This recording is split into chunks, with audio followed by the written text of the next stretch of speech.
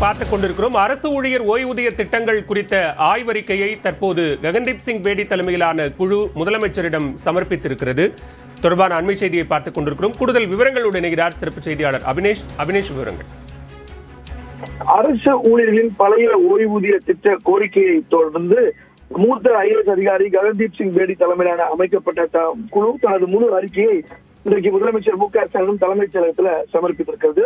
தமிழ்நாடு அரசு ஊழியர்களுக்கு அகவிலைப்படி உயர்வு, ஊதிய உயர்வு, மருத்துவ வசதிகள், அரசு ஊழியர்கள் மற்றும் அவர்களுக்கு குடும்ப உறுப்பினர்களுக்கு காப்பீடு போன்ற திட்டங்களை தமிழ்நாடு அரசு செயல்படுத்தி வந்த போதிலும் ஆசிரியர் மற்றும் அரசு ஊழியர்களின் நீண்ட நாள் கோரிக்கையான பழைய ஓய்வூதிய திட்டத்தை மீண்டும் நடைமுறைப்படுத்த வேண்டும் அப்படிங்கிறது நீண்டகால கோரிக்கை.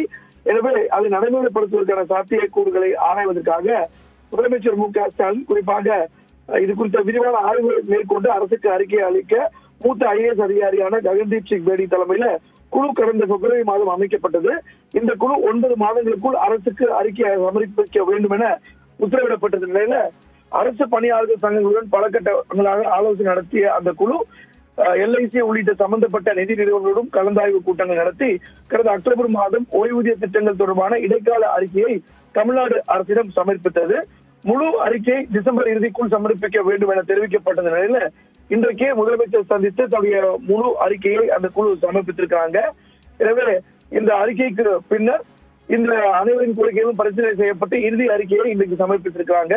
எனவே முதலமைச்சர் இந்த இறுதி அறிக்கையின் அடிப்படையில் அடுத்த கட்ட நடவடிக்கை தொடர்பாக முதலமைச்சர் அறிவிப்பார் அப்படின்னு எதிர்பார்க்கப்படுகிறது. விவரங்களுக்கு நன்றி அபினேஷ்.